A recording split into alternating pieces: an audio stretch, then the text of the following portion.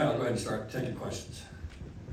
Sonny, what was just the overall mood of the team that is coming out of the loss on Saturday? I think we're disappointed. Obviously, had an opportunity to go out and play well on a big stage, and we're disappointed in the way we played.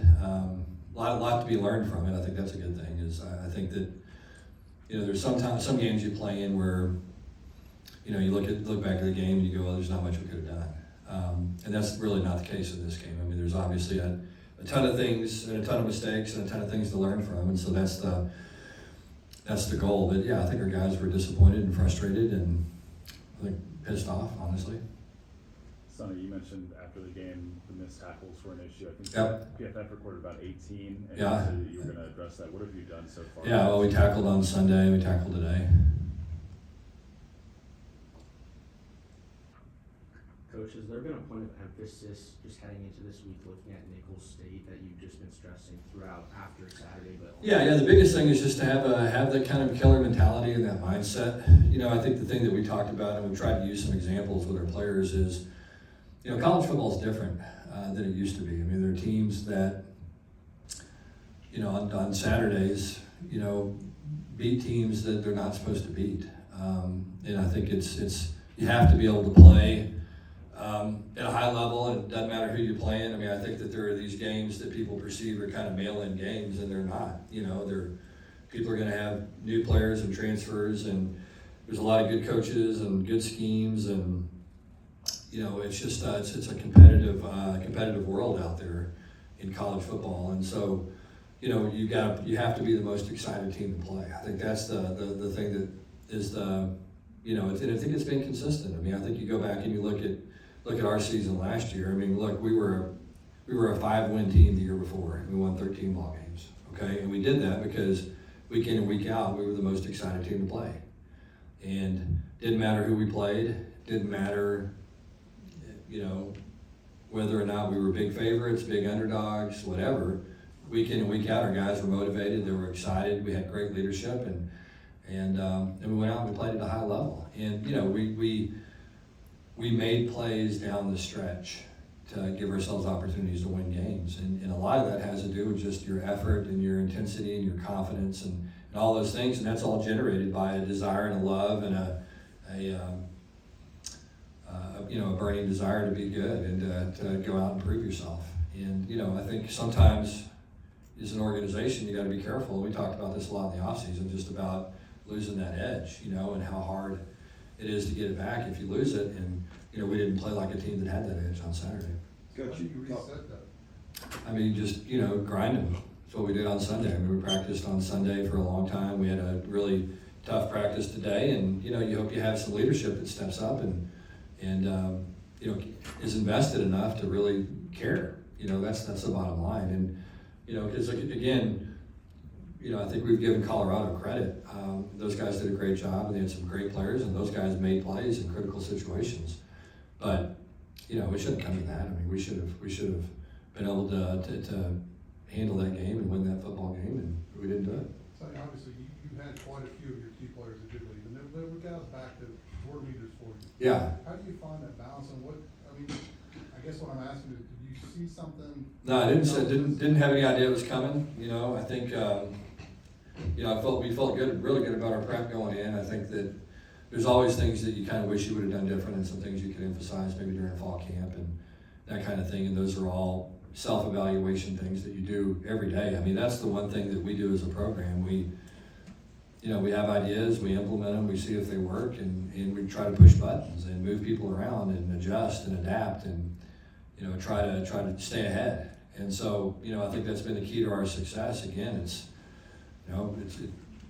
I think it allowed us to have the kind of season we had last year, and so we've got to do the same thing this year. But it all comes down to, again, like we said earlier, on Saturdays, it's more often than not, it's going to come down to the team that wants to win at the worst. And there's going to be some games you go in and you go, well, this team's a lot more talented or whatever, but we found ways to handle that last year.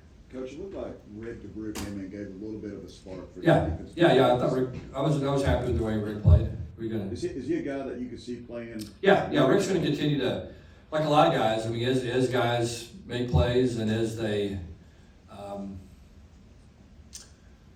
as they continue to help us win, then they're going to get more reps. You know what I mean? And so he's a guy and that's what you want. You want competition, and the guys that make plays are the guys that are going to get the ball on offense, and the guys that make plays are the guys that are going to get snaps on defense.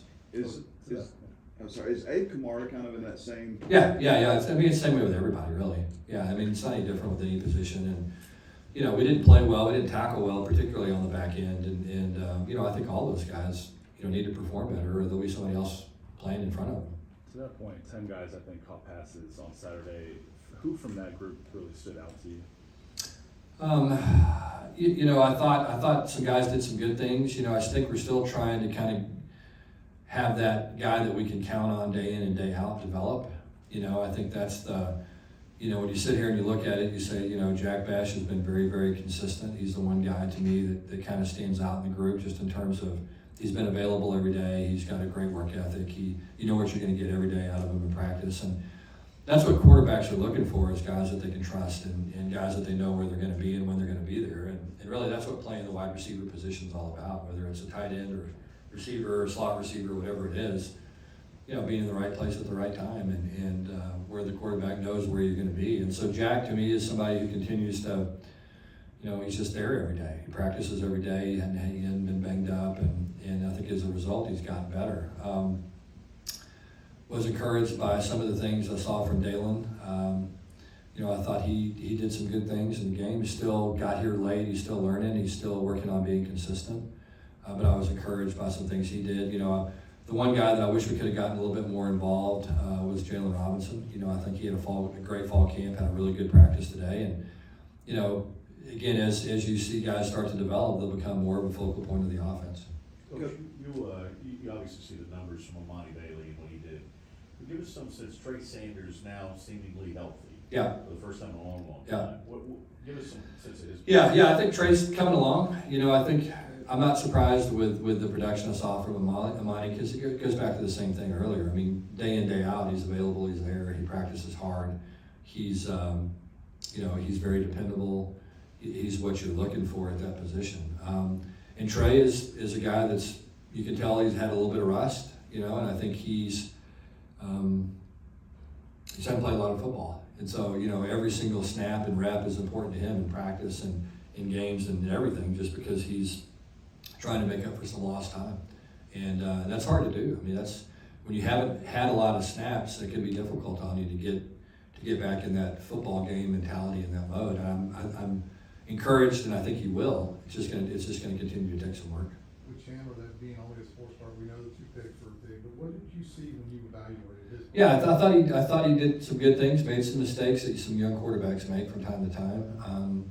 But I was encouraged by it. I think it's something that we can build on, and it's a different role being the starting quarterback than it is coming off the bench and being a backup. It's just a different thing. It's and so there's a lot of growing that has to take place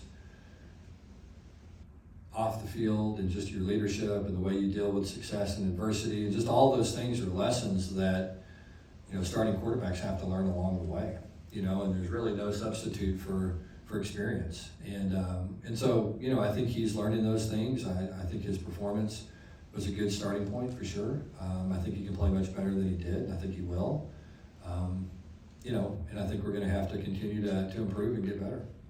Coach, you said after the game Saturday, when you looked at the yards and especially the rushing yards, that you should win a ball game like that. Yeah. When you looked at the film and over the weekend, what was kind of your overall assessment of how Kendall called the game? Yeah, I was happy. I was happy with again, there's always some things that you go, well, we probably should have done this, we should have done that. But, when you look at the game, when you lose football games, there's always a series of things that happen. For example, we got the ball down inside the 10-yard line or inside the 15-yard line, I believe, and we run a reverse to Bash.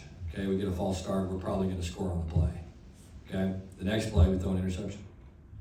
And so, that's what losing football teams do. You know what I mean? That's what teams that lost to us last year, that's what they did. They had the play called and dialed up, that's going to be the touchdown, then they get a false start, then the next play they turn the ball over. And so that's the difference between winning and losing. It's really that simple. And it's that way, week after week after week. And so there's a fine line there. And you know, again, you look at however many games that we've played and you take out the national championship game. I mean, how many of those games did we play in last year that came down to the last possession of a game? And I would imagine the same thing's gonna happen this year. You know what I mean? And the game Saturday came down to the last possession of the game. You go down to the Michigan game, came down to the last possession of the game. The Big 12 championship came down to the last possession of the game. You know, you could sit there and you could go through pretty much every game we played. And so there's a very fine line between winning and losing. And you just have to do the little things right, because those things are the things that add up. Coach, last. And you know, you look at last night's game, Clemson and Duke. I mean, one of the things I found was interesting, Dabo, after the game, I think he said they were 108-0 when they had over 200 yards rushing and 200 yards passing. Well, that's what we did, and you know, lost the game. And so, you know, typically when you do that, you win those games. Coach, last week you talked about how it was important that the team would play clean football, especially in regards to penalties. What's being done now this week to kind of? I mean, that's the thing about it. I mean, look, there's always some things that happen in the first ball game, and we had a couple of penalties. We had a couple of false starts, which, you know, those are you can't have that. I mean, that's not something that you can live with. Some other things, I mean, you're going to get penalized from time to time, and especially if you play aggressively. And so, you know, some of the top teams in college football some years are the most penalized teams. Some of the worst teams are the least penalized teams. I mean, there's kind of not directly a correlation between those things, but the kind of penalties you can't have are false starts and offsides and lack of discipline penalties, which we had too many of those. And those are the things that you worry about. I mean, like I said, I'm not going to worry about some penalties here and there that come by playing an aggressive style of football. That's part of the nature of the game. But again, the discipline penalties, the pre-snap penalties, and things like that are the ones that you know, you can't live with. What stands out to you about Nicholls? You know, first of all, just the success that Tim Rebo's had there. You know, they've been a consistent football program and have been a winning program. Won some conference championships. You know, they're just established. They're going to have good players. Coach Rebo knows everybody in the state of Louisiana. I mean, he's one of those guys that everybody knows, and as a result, they're going to be able to find players maybe that get overlooked that are really good football players. And you know, when you sit there and you look at them, there's some guys offensively that really stand out. I mean, they got a left tackle that could probably play for just about anybody in the country. Really like the quarterback. You know, he makes plays. Left-handed guy that can keep plays alive and distribute the football well. Like the running back. You know, has been a dangerous kick returner. He's also a tough runner. He's got some good quickness and speed. Does some good things. You know, Quincy Brown was a player that was here that's playing for them now. That's a big body. He's an athletic guy. Like the receiver core overall. You know, defensively, they got a D-end outside linebacker that could probably play for anybody. Number 20 is a really good player for them. You know, like just overall good football team. They're going to play hard. They're going to play a very aggressive brand of football, and you know, they're going to show up here with a ton of confidence and nothing to lose and get after us. What, too long ago, they got a Big 12 win, right? Yeah, they have. I mean, they've had success against folks in the past, and you can see why. I mean, they've got a good football team, and they're going to believe, you know, when they get here. I promise you, they're going to play hard. Aside from the false starts, Coach, what was your overall assessment of the offensive line? You know, I thought they played pretty well, honestly. You know, anytime you run for almost 300 yards, you know, I think it shows that we were getting some movement. You know, wasn't a whole lot of breakdowns in pass protection until late in the game. I was disappointed, you know, on the last drive. We got pressured a couple of times and didn't handle it well. But I thought overall, it was a good starting point. You know, I think we have to get better. I think we have to continue to get more physical, finish blocks, play with better pad level. You know, just continue to play a really tough-minded brand of football. Coach, what are your thoughts on Jared Wiley this Saturday? What did you see from him? Yeah, I thought he, you know, played hard, played pretty well. I mean, there's some things that we still got to continue to work on. We got to, you know, I didn't think we blocked very well on the perimeter, and you know, there's some things that we have to get cleaned up that way. But I thought he played hard, played pretty well, made a heck of a catch on that touchdown. You know, he's a guy that I think, again, Chandler's got some confidence in. If he gives him an opportunity to go make a play, then I think he feels like he can make it. Were you kind of surprised that y'all didn't run Chandler as much? Yeah, I mean, I think that's one of the things that we've talked a little bit about. I mean, I think it all depends on how the game's going. You know what I mean? I think that had Amani not had the success he had running the ball, then we probably would have run Chandler a little bit more. But I think we felt like, you know, we didn't have to run the quarterback in order to be able to run the ball. And when we ran him, he was very effective. We'll go 2 more questions if you have them. What do you want to see from the defense on Saturday? Well, I want to see us tackle better. I want to see us play tougher.